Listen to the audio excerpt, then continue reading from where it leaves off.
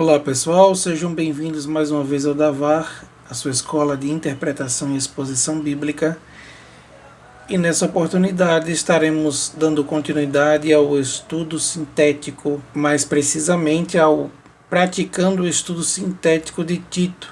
Iremos para a parte prática do estudo sintético, ou seja, iremos colocar em prática todos os passos que vimos até agora. Isso aqui não é para ensinar você a fazer de maneira nenhuma, porque nós temos certeza aí que você já aprendeu como fazer. É simplesmente para você observar como é a organização e fazer essa aplicação prática de todo o método, passo a passo. Vamos lá? No passo 1, nós aprendemos que nós devemos fazer a escolha do livro. Isso seria de acordo à nossa necessidade. E nós escolhemos aí o livro de Tito. Por ser um livro pequeno, com poucos capítulos, de fácil entendimento. Passo 2. Nós temos então as leituras preliminares, em que nós falamos para vocês que seria necessário fazer pelo menos 2 leituras nas versões diferentes. Aqui eu coloquei 10 leituras nas versões. Por exemplo, seriam 2 leituras em cada versão. A ARA, a NVI, a ARC, a King James, século 21. E assim por diante. Você pode escolher a versão que você achar melhor. Para que você...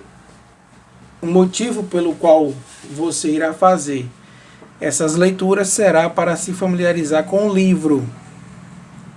Isso vai lhe ajudar bastante na exegese do livro, que é todo o processo do curso. No passo 3, observando a forma literária do livro. Num primeiro ponto, nós podemos ver o tipo de literatura, que é uma epístola ou uma carta. E quais são as características da epístola? Epístola é a correspondência entre 2 partes. Geralmente é sinônimo de carta, diferenciando-se apenas do fato da epístola ser mais formal e a carta ser mais pessoal. Gordon Fee, ele vai nos dar uma elaboração aí do esquema padronizado das cartas no período do Novo Testamento. Nesse esquema padronizado dele, ele vai nos dar aí uma visão panorâmica geral da carta. No primeiro ponto, ele sempre vai trazer o nome do escritor, por exemplo, Paulo, o nome do endereço, ou do endereçado aí, Tito, saudação, no caso do livro de Tito, graça, misericórdia e paz, da parte de Deus Pai, do Senhor Jesus Cristo, nosso Salvador, oração, não há este elemento na carta de Tito, porque também é um elemento de fator variável. Ora tem, ora não tem, dependendo da carta. O corpo da carta em si, a mensagem, e a saudação final e despedida. A graça seja com todos vós. Amém. Gordon Fee também, em seu livro, Entendes o que lês, ele acrescenta que há uma coisa que todas as epístolas têm em comum, e é a coisa mais crucial a ser notada na sua leitura e interpretação. Todas são o que tecnicamente se chama de documentos ocasionais, isto é, surgindo de uma ocasião específica visando a mesma, e são do século I. Isso é importante a gente notar. As epístolas de Paulo serviam para comunicar ideias e estavam ligadas ao ministério missionário, com o propósito de promover o crescimento espiritual das igrejas fundadas.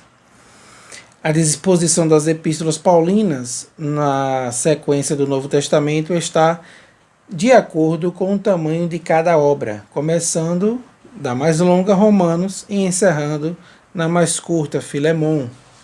Estas seriam então as características das epístolas e as características das epístolas pastorais. A epístola de Tito está localizada no grupo de epístolas chamadas epístolas pastorais, junto de 1ª e 2ª Timóteo. O que seriam elas? Estas cartas foram dirigidas não diretamente a igrejas, como o resto das cartas paulinas, com exceção de Filemon. Sim aos pastores dessas igrejas, dando-lhes instruções em torno do exercício do ministério, sendo que 1 Timóteo insiste particularmente sobre a organização da igreja, Tito sobre a vida cristã, 2 Timóteo sobre a santa doutrina.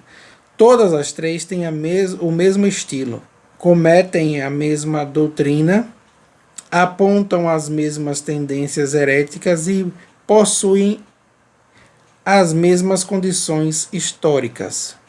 Essas epístolas são localizadas no final da vida de Paulo e por isso trazem os ensinos paulinos quando se preparava para transmitir o bastão aos seus fiéis seguidores, Timóteo e Tito. Por conta disso, estas correspondências se distinguem das anteriores dirigidas às igrejas. É igualmente claro, porém, que não são simplesmente cartas pessoais, embora algumas poucas cartas de Paulo tenham sido escritas para indivíduos, 1ª e 2ª Timóteo, Tito e principalmente Filemon. Até mesmo estas vão além de assuntos pessoais. Algumas delas contêm argumentação implícita e até mesmo mostram o uso de técnicas retóricas. Finalmente, é que elas foram escritas com um tom de autoridade apostólica que dá a elas um caráter único. Então aqui nós podemos observar algumas características das epístolas pastorais. Você vai organizando o seu estudo dessa maneira, seja em Tito, seja em Filemon, seja em Hebreus, seja em Romanos, seja no livro que você desejar. No passo 4, contexto histórico. Letra A, nós podemos ver aí no próprio livro. O que é que nós podemos encontrar sobre o próprio livro? Primeiro, o autor, que é Paulo, em Tito capítulo 1, verso 1. Nós vamos ver isso, essa informação. Informações sobre Paulo. Intitulava-se servo e apóstolo, como está na referência 1.1. Chama Tito de filho, 1.4. Deixou Tito em Creta, 1.5. Positivamente havia começado uma obra em Creta, 1.5 também fala sobre isso.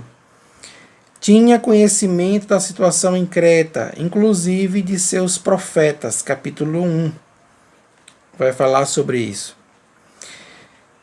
Iria enviar Ártemas e Tíquico para Creta, 3.12. Iria para Nicópolis passar o inverno e encontrar-se com Tito, 3.12 também vai falar sobre isso. Isso aqui você já pode ir colhendo. De que maneira? Logo nas suas leituras preliminares. Você já vai fazendo as suas observações, já vai fazendo as suas anotações. Situação em que o livro foi escrito, ou seja, as circunstâncias aí que levaram o livro a ser escrito. Primeiro que nós podemos notar, não há informações sobre a data, local e da escrita. Quanto à ocasião, é sabido que Paulo tinha começado o trabalho em Creta, encarregado Tito desta obra e agora queria dar-lhe maiores instruções, como está no capítulo 1, verso 5. Parece que Tito poderia enfrentar dificuldades com líderes desqualificados, especialmente entre líderes judeus, capítulo 1, verso 10. Além disso, havia muita falta de caráter nas mais diversas classes da igreja. Quarto, para quem foi escrito? Nós podemos fazer essa observação. Imediatamente a Tito, porém, há instruções com aplicações para as igrejas de Creta. 5. Informações sobre Tito e as igrejas de Creta. Primeiro que Tito era filho de Paulo. Tito 1, verso 4. Estava em Creta. 1.5. E esse filho aqui vai dizer que é um filho na fé. Nós podemos observar outras referências, fazer aí essa referência e observar que ele era filho na fé. Seu trabalho era a de completar uma obra já iniciada e estabelecer uma liderança em cada igreja de Creta. 1:5. Deveria ser padrão para os demais. Deveria ir a Nicópolis e encontrar-se com Paulo quando Ártemas e Tíquico chegassem em Creta. O trabalho daquelas igrejas não estava completo. As igrejas não tinham presbíteros estabelecidos, possuíam líderes desqualificados em seu seio, já possuíam uma certa diversidade de tipos de crente, idosos, idosas, jovens e etc. Porque foi escrito. O propósito maior aí foi promover a fé e o conhecimento dos eleitos. Propósito da carta, instruir Tito para que ele pusesse em ordem, ou em boa ordem, o trabalho em Creta.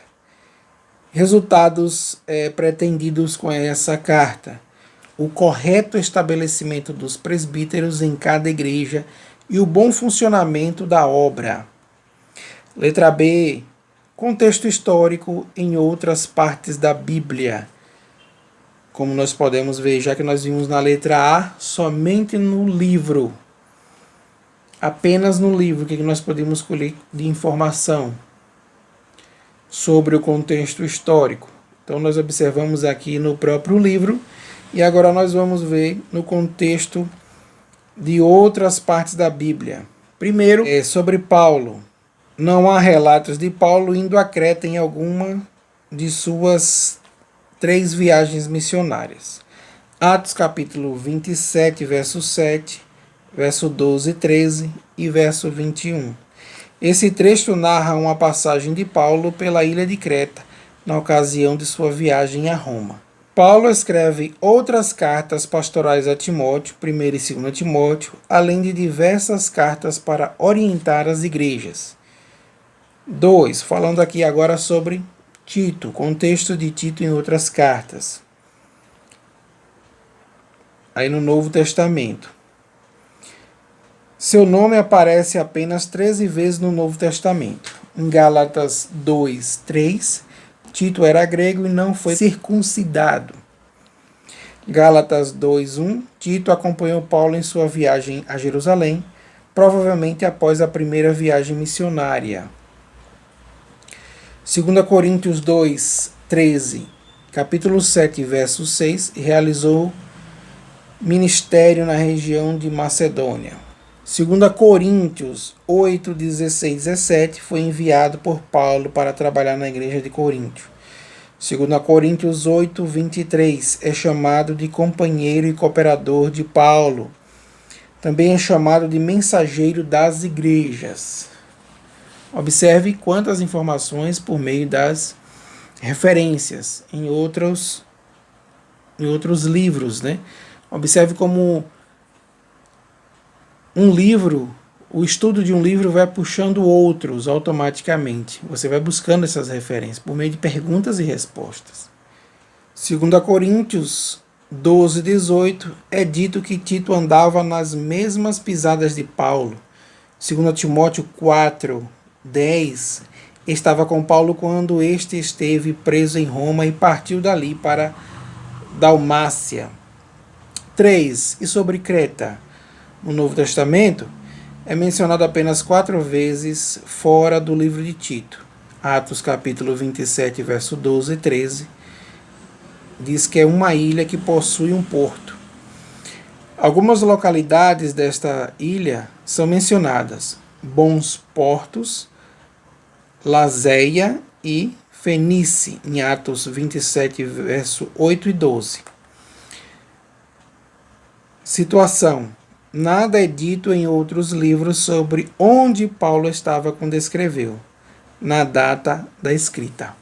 Já que você conseguiu observar a parte histórica apenas com o contexto bíblico, agora você vai olhar o contexto histórico em outras literaturas ou extrabíblico. Primeiro aqui que nós podemos observar, falando sobre Tito, que é o destinatário do livro, segundo o comentário BCS do Yes Word, ele diz o seguinte: aparece pela primeira vez na história durante a Assembleia do Concílio de Jerusalém, em companhia de Paulo, Gálatas 2, 1 e 3. Expressamente se diz que era da origem gentílica, Gálatas 2, 3. Provavelmente pertencia à comunidade de Antioquia, fazendo parte do grupo de fiéis que, por encargo daquela igreja, acompanharam a Paulo e a Barnabé em viagem a Jerusalém, Atos 15, 2.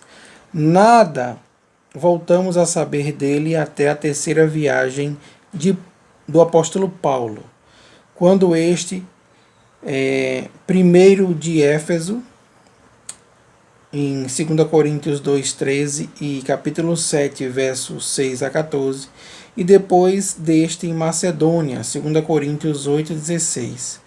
O envia a Coríntio com missões delicadas. Nos consta que estiveram com Paulo em Roma durante sua prisão. Porém, vimos que, ao final da vida do apóstolo, este o deixa encarregado das igrejas de Creta, Tito 1,5, e que pouco depois lhes manda ir a encontrar-se com ele em Nicópolis. Conferi aí Tito 3,12, de onde provavelmente o enviou a alguma missão em Dalmácia. 2 Timóteo 4,10. A tradição eclesiástica, já desde Eusébio, o tem considerado como o primeiro bispo de Creta. Informações riquíssimas que você pode obter por meio da literatura extra-bíblica. Isso depois que você já fez a sua parte.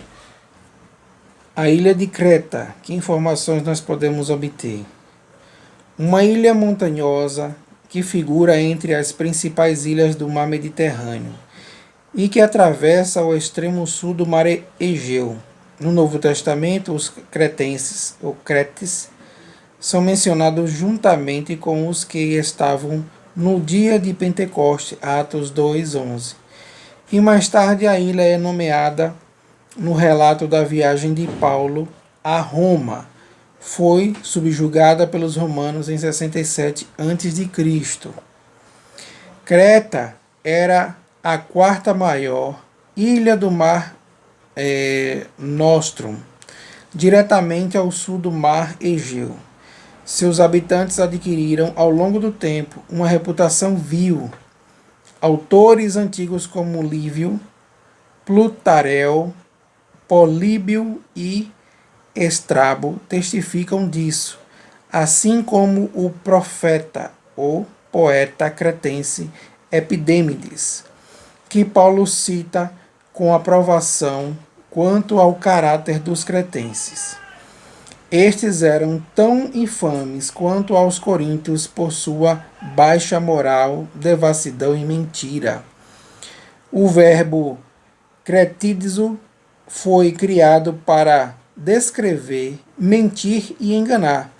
Os cretenses também eram um pouco violentos e amantes de contendas. Observe o caráter dos cretenses e onde Tito estava, enviado por Paulo.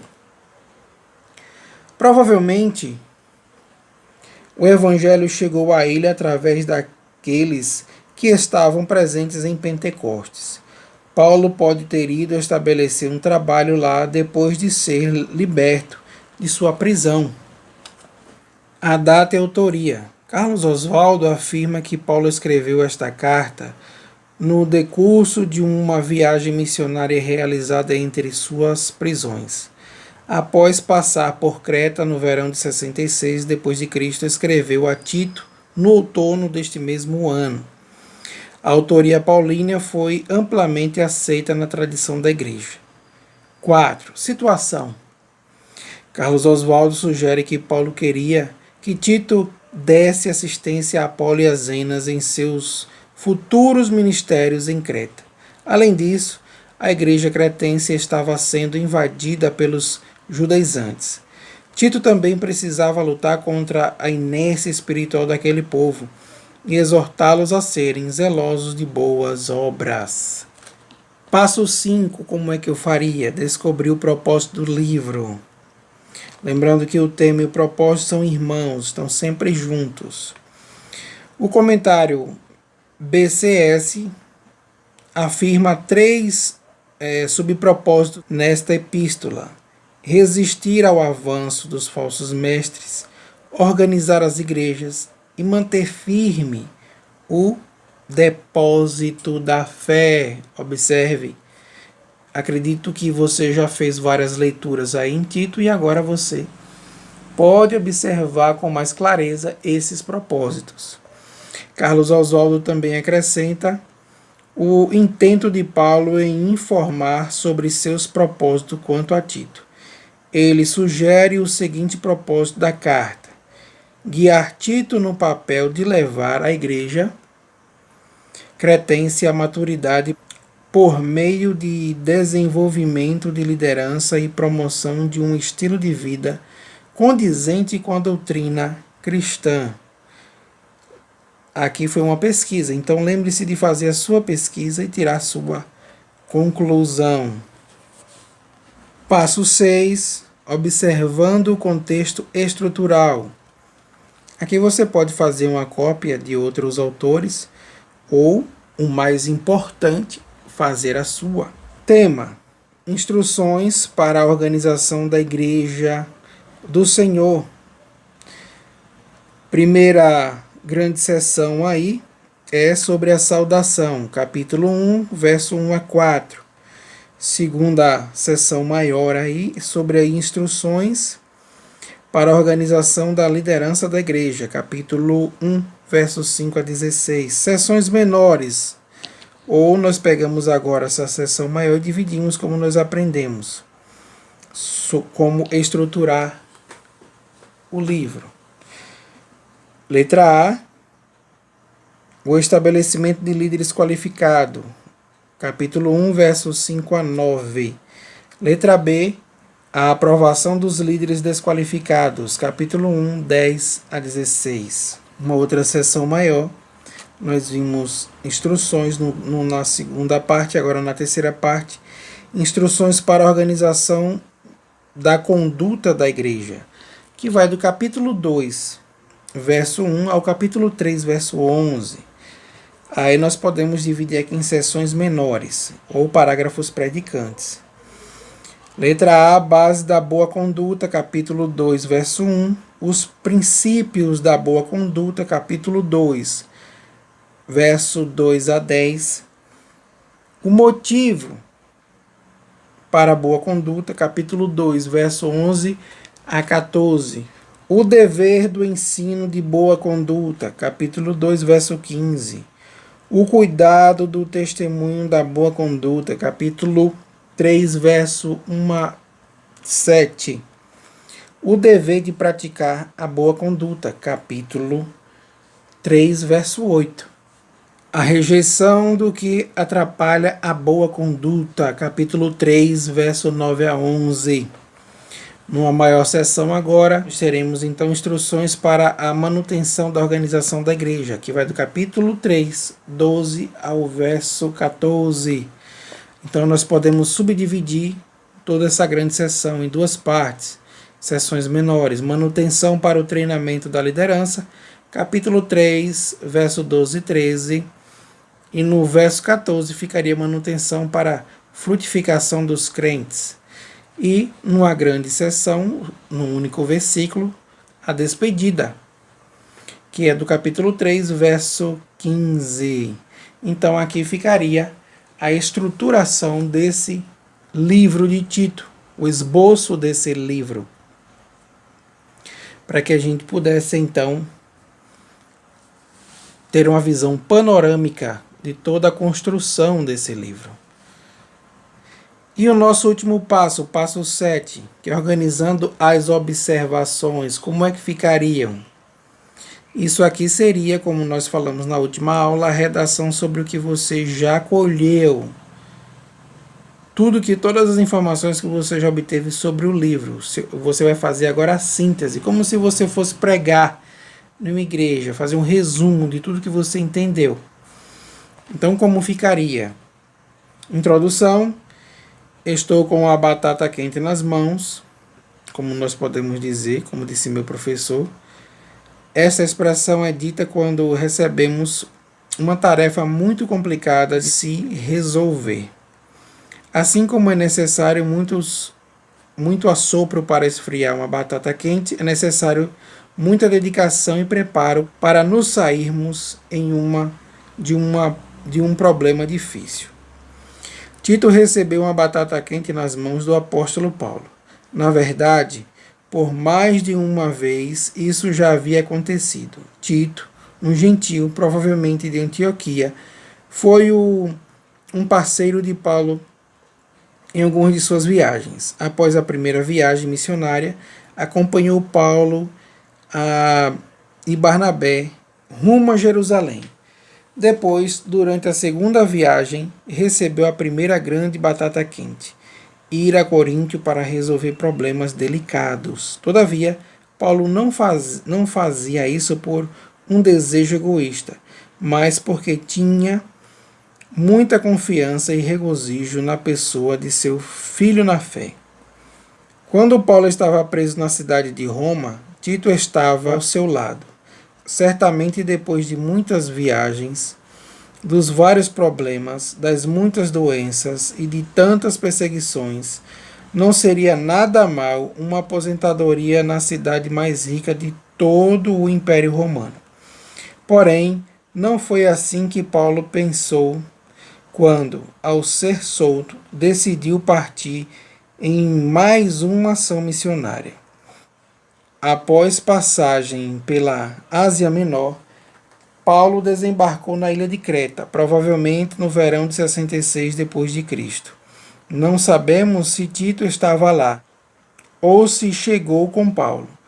O que se sabe com certeza, porém, é que eles viram que naquela ilha já havia certa entrada do Evangelho, provavelmente dos habitantes que tiveram no Pentecostes e ouviram o sermão de Pedro. Todavia, não se encontrava algo organizado. Não havia uma liderança nem um ensino norteador para aqueles convertidos. Era extremamente necessário uma ação de organização daquelas igrejas na ilha. Mas por que essa tarefa era uma verdadeira batata quente? Algumas razões podem ser observadas. Primeiro, Creta ficava em um local muito isolado nas grandes comunidades. Como vocês podem ver aí no mapa, Creta fica bem numa região, uma ilha bem isolada aí da parte da Grécia, né? Segundo, que Creta possuía uma população famosa pela devassidão, mentira e pela sua baixa moral. Eram muito parecidos com os coríntios em sua carnalidade. Terceiro, Creta estava invadida por judaizantes e Tito deveria estar pronto para confrontá-los. Essas dificuldades não impediam Tito de permanecer na região e realizar o trabalho designado por Paulo. Tito era um homem de muita intrepidez diante das dificuldades que a obra de Deus acarreta. No entanto, para desenvolvermos um grande desafio, não é necessário apenas coragem e disposição. É preciso preparo e capacitação. Foi com esse intuito que Paulo escreveu uma carta a Tito. O apóstolo Paulo desejava, com a carta, dar instruções necessárias para que Tito colocasse em ordem cada igreja em cada cidade da ilha de Creta. Nesta carta, após uma longa saudação, Paulo ensina a Tito como organizar a liderança da igreja, escolhendo bem os líderes e rejeitando os falsos profetas. Depois, o exorta quanto à organização da conduta da igreja. Por fim, o aconselha a trabalhar para manter aquela organização. Tito não ficou sem saber o que fazer com aquela batata quente nas mãos. Paulo, dirigido pelo Espírito Santo, deu a ele todas as orientações necessárias para enfrentar aquele desafio. E como nós então podemos agora, depois de todas essas informações, fazer uma aplicação? Aqui seria agora o momento da aplicação dessa carta. Já tudo que compreendemos, então temos condições de fazer uma aplicação. Vamos lá? Esta história nos ensina duas preciosas lições, pelo menos. Primeiro, temos as orientações necessárias para cumprirmos as orientações que Deus nos deu. A tarefa de pregar o Evangelho não é fácil, exige muito preparo intelectual e espiritual. No entanto, Deus não nos deixou sem esse preparo e ensino. Para Tito foi a carta de Paulo. Para nós, tanto a carta de Tito como vários outros livros trazem orientações para enfrentarmos bem esse desafio da evangelização. Em segundo lugar, não adianta termos ensino e a capacitação nas mãos se não tivermos a disposição e a coragem para enfrentá-lo. Tito ficou em Creta quando poderia ter partido e não encarado esse desafio. No entanto, ele demonstrou muita coragem e disposição na dificuldade da obra missionária. Assim também precisamos fazer. Não podemos fugir dos desafios que Deus coloca diante de nós, nem enxergar as dificuldades como empecilho ao nosso conforto. Precisamos, porém, rogar a Deus por intrepidez, disposição, obediência e coragem para servi-lo, mesmo diante de muitas batatas quentes. Aqui nós já temos, com esse resumo, uma boa lição para a gente poder aplicar aí no EBD, no estudo em grupo, na sua própria mensagem ou pregação expositiva, e assim de acordo com a sua necessidade, ok? Então fica aqui a nossa parte prática do estudo sintético. Essa seria uma forma que você deveria fazer, ou parecido, não é algo engessado. Se lembre, você pode fazer muito melhor do que isso. E na próxima semana, ou na próxima aula, nós iremos trazer para vocês aí já o estudo analítico, ok? São 9 passos, nós iremos fazer todos eles aí com vocês, para a glória de Deus. Que Deus abençoe, se inscreve no nosso canal, vai desculpando o barulho aí, porque eu moro em frente a uma linha de trem, e é impossível pedir para eles se calarem, né? Mas que Deus vá nos abençoando, nos dando vitória continuamente nos nossos estudos, nos dando coragem, disposição, intrepidez, desejo para aprendermos mais do Senhor. Adquira nosso material que está aí na descrição, para que você vá acompanhando todos os estudos, passo a passo. A única coisa que você vai poder nos ajudar aí é adquirindo todos os 3 módulos, ok? Que Deus abençoe e até a próxima aula.